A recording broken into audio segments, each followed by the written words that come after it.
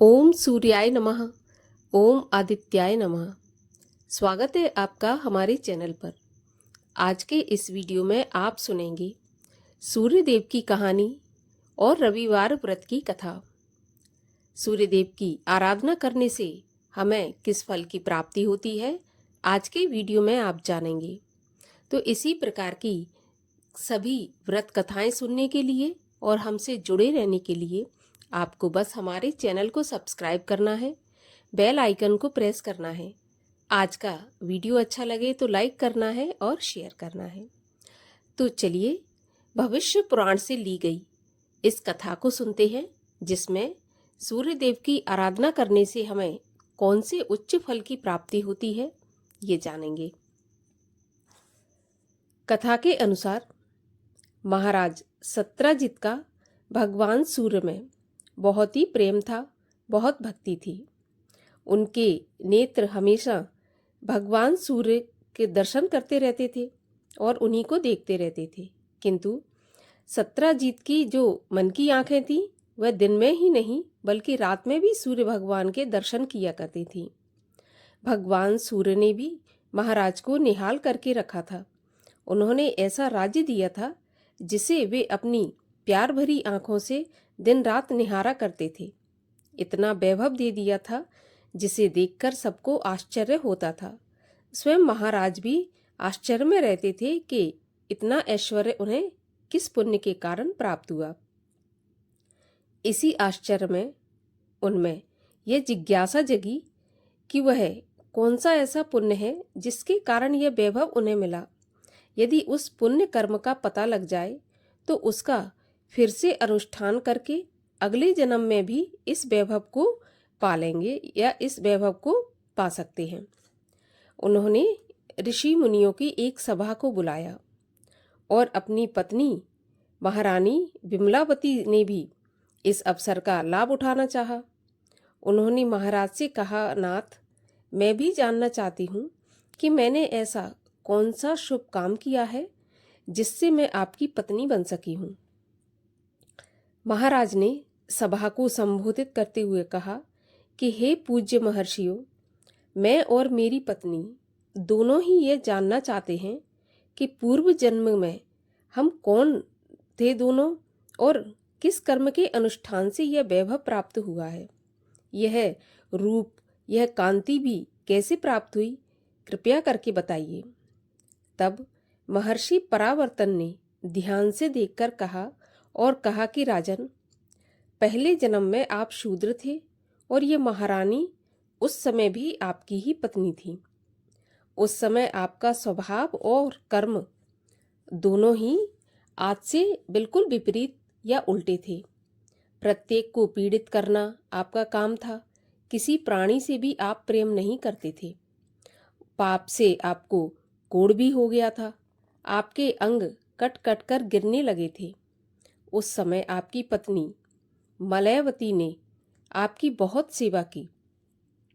आपके प्रेम में मगन रहने के कारण वह भूखी प्यासी रहकर भी आपकी सेवा किया करती थी।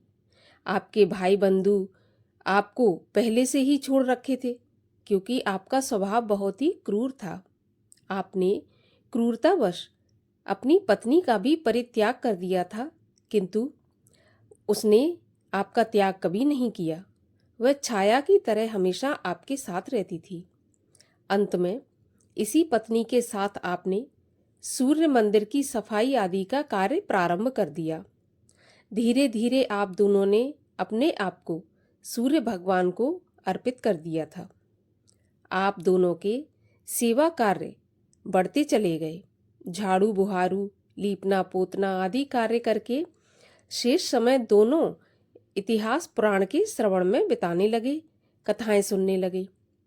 एक दिन आपकी पत्नी ने अपने पिता की दी हुई अंगूठी वस्त्र के साथ एक कथावाचक को दे दी। इस तरह सूर्य की सेवा में आप दोनों के पाप जल गए। सेवा में दोनों को रस मिलने लगा। अतः दिन रात का आपको बिल्कुल भान नहीं रहता था और आप सूर्य भगवान की सेवा में लगे रहते थे। एक दिन महाराज कुलाश्व उस मंदिर में आए। उनके साथ उनकी बहुत बड़ी सेना भी थी। राजा के उस ऐश्वर्य को देखकर आपके मन में भी राजा बनने की इच्छा जाग उठी। यह जानकर भगवान सूर्य ने उससे भी बड़ा वैभव देकर आपकी इच्छा पूरी करी। यह तो आपके वैभव प्राप्त करने का कारण हुआ। अब आप में जो इतना तेज है और आपकी पत्नी में जो इतनी सुंदरता है, इसका भी रहस्य सुनिए। एक बार सूर्य मंदिर का दीपक तेल न रहने से बुझ गया। तब आपने अपने भोजन के लिए रखे हुए तेल में से दीपक में तेल डाला और आपकी पत्नी ने अपनी साड़ी फाड़कर बत्ती लगा दी। इसी से आप में इतना तेज और आपकी पत्नी में इतनी सुंदरता आ गई। आपने उस जन्म में जीवन की संध्या वेला में अर्थात बुढ़ापे में तन्मयता के साथ सूर्य की आराधना की थी। उसका फल जब इतना महान है तो जो मनुष्य दिन रात भक्ति भाव से एक चित्त होकर जीवन पर्यंत सूर्य की उपासना करता है, तो उसके विशाल फल को कौन जान सकता है। तब महाराज सत्यजित ने पूछा कि भगवान, सूर्यदेव को क्या क्या प्रिय है।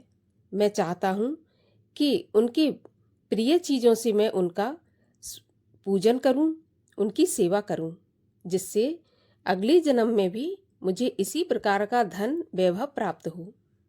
तब पुरावसु ऋषि ने कहा कि भगवान सूर्य को घी का दीपक बहुत पसंद है। इतिहास, पुराण, इनकी कथा सुनना और कथा कहना भी बहुत पसंद है। उसे भगवान सूर्य की ही पूजा समझो। जो भी भक्तगण किसी भी पुराण की, वेद की, धर्मशास्त्र की कथा सुनता है तो वो सूर्य भगवान की पूजा के समान ही होता है। वेद और वीणा की ध्वनि भगवान को उतनी पसंद नहीं जितनी की कथा पसंद है। फूलों में कनेर का फूल और चंदनों में रक्त चंदन अर्थात लाल चंदन भगवान सूर्य को बहुत अधिक प्रिय है। इस प्रकार ऋषि मुनियों ने राजा को सूर्य उपासना के फल का महत्व समझाया। और अब जानते हैं रविवार व्रत की पूजा की विधि। रविवार के व्रत में प्रातःकाल स्नान आदि से निवृत्त होकर लाल वस्त्र पहनना चाहिए। शांत चित्त होकर सूर्य देव का स्मरण करें। इसमें एक ही समय भोजन किया जाता है। एक समय से ज़्यादा भोजन नहीं करना चाहिए और भोजन में नमक नहीं खाना चाहिए। और यदि अगर आपने भोजन नहीं किया और सूर्य अस्त हो जाए तो फिर अगले दिन सूर्य उदय हो जाने पर ही आपको भोजन करना चाहिए, क्योंकि सूर्यास्त के बाद रविवार के व्रत में भोजन नहीं किया जाता। और कथा भी सुनना चाहिए। इस दिन नमकीन, तेल युक्त कदापि भोजन ग्रहण नहीं करना चाहिए। अब रविवार के व्रत करने से क्या फल मिलता है? तो रविवार का व्रत करने से मान सम्मान बढ़ता है, शत्रुओं का क्षय होता है। अगर शरीर में कोई पीड़ा होती है तो वह भी ठीक हो जाती है, शांत हो जाती है, पद प्रतिष्ठा बढ़ती है। तो इसलिए सूर्य भगवान का व्रत करना, रविवार का व्रत करना, कथा सुनना हमारे लिए सभी प्रकार से लाभदायक है। और चलिए अब एक और कथा सुनते हैं, जिसमें एक बुढ़िया माँ की कथा है। तो कथा के अनुसार एक बुढ़िया थी।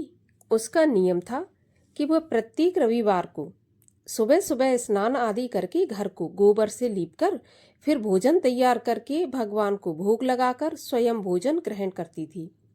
श्री हरि की कृपा से उसका घर अनेक प्रकार के धन धान्य से पूर्ण था। घर में किसी प्रकार का विघ्न या दुख नहीं था। सब प्रकार से घर में आनंद रहता था। इस तरह कुछ दिन बीत जाने पर उसकी एक पड़ोसन, जिसकी गाय का गोबर वह बुढ़िया लाया करती थी, वह विचार करने लगी कि यह बुढ़िया सदा मेरी गाय का गोबर ले जाती है, इसलिए अपनी गाय को घर के भीतर बांधने लग गई। बुढ़िया को गोबर न मिलने से रविवार के दिन अपने घर को लीपना ना हो सका। वह अपने घर को न लीप सकी, इसलिए उसने ना तो भोजन बनाया, ना भगवान को भोग लगाया, तथा स्वयं भी उसने भोजन नहीं किया। इस प्रकार उसने निराहार व्रत किया। अब रात्रि हो गई और वह भूखी ही सो गई। रात्रि में भगवान ने उसे स्वप्न दिया और भोजन ना बनाने तथा भोग ना लगाने का कारण पूछा। तब बुढ़िया ने गोबर न मिलने का कारण सुनाया तो भगवान ने कहा कि माता, हम तुमको ऐसी गाय देते हैं जो सभी इच्छाएं पूर्ण करती है, क्योंकि तुम हमेशा रविवार को गाय के गोबर से घर लीपकर भोजन बनाकर मेरा भोग लगाकर खुद भोजन करती थी। इससे मैं बहुत प्रसन्न हूँ। मैं निर्धन को धन और बांझ स्त्रियों को पुत्र देकर दुखों को दूर करता हूँ तथा अंत समय में मोक्ष प्रदान करता हूँ। स्वप्न में ऐसा वरदान देकर भगवान अंतर्ध्यान हो गए। जब बुढ़िया की आंख खुली तो वह देखती है कि आंगन में एक अति सुंदर गाय और बछड़ा बंधे हुए हैं। वह गाय और बछड़े को देखकर बहुत प्रसन्न हुई और उसको घर के बाहर बांध दिया और वहीं पर खाने को चारा डाल देती थी, पानी डाल देती थी। जब उसकी पड़ोसन बुढ़िया ने घर के बाहर एक अति सुंदर गाय और बछड़े को बंधा देखा तो द्वेष के कारण उसका हृदय जल उठा और उसने देखा कि गाय ने सोने का गोबर दिया है, तो वह उस गाय का गोबर ले गई और अपनी गाय का गोबर उसकी जगह पर रख गई। वह रोजाना ऐसा ही करती रही और सीधी सादी बुढ़िया बेचारी इस बात को जानती ही नहीं थी। तब सर्वव्यापी ईश्वर ने सोचा कि चालाक पड़ोसन के बुरे कर्म से बुढ़िया ठगी जा रही है, तो ईश्वर ने संध्या के समय अपनी माया से बड़े जोर की आंधी चला दी। जब आंधी चली तो बुढ़िया ने आंधी के भय से अपनी गाय को घर के भीतर बांध लिया।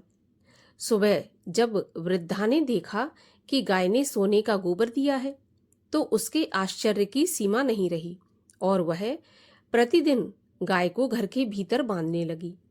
उधर पड़ोसन ने देखा कि बुढ़िया गाय को अब घर के भीतर बांधने लगी है और उसका सोने का गोबर उठाने का दांव नहीं चल पा रहा, तो वह ईर्ष्या और डाह से जल उठी और कुछ उपाय न देखकर पड़ोसन ने उस देश के राजा की सभा में जाकर कहा कि महाराज, मेरे पड़ोस में एक बुढ़िया के पास ऐसी गाय है जो रोजाना सोने का गोबर देती है। आप उस सोने से प्रजा का पालन करिए। वह बुढ़िया इतने सोने का क्या करेगी? राजा ने यह बात सुनी तो अपने दूतों को बुढ़िया के घर से गाय लाने की आज्ञा दी। बुढ़िया प्रातः ईश्वर का भोग लगा भोजन ग्रहण करने ही जा रही थी कि राजा के कर्मचारी गाय खोलकर ले गए। बुढ़िया काफी रोई चिल्लाई, लेकिन कर्मचारियों के सामने कोई क्या कह सकता था। उस दिन बुढ़िया गाय के वियोग में भोजन नहीं खा सकी और रात भर रो रोकर ईश्वर से गाय को दोबारा पाने के लिए प्रार्थना करती रही। उधर राजा गाय को देखकर बहुत प्रसन्न हुआ, लेकिन सुबह जैसे ही वह उठा सारा महल गोबर से भरा दिखाई देने लगा। यह देखकर राजा घबरा गया। भगवान ने रात्रि में राजा को स्वप्न में कहा कि हे राजा, गाय बुढ़िया की है और बुढ़िया को लौटा दे, इसी में तेरा भला है।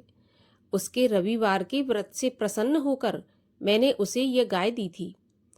तो सुबह होते ही राजा ने बुढ़िया को बुलाकर बहुत से धन के साथ साथ सम्मान सहित गाय बछड़ा लौटा दिया।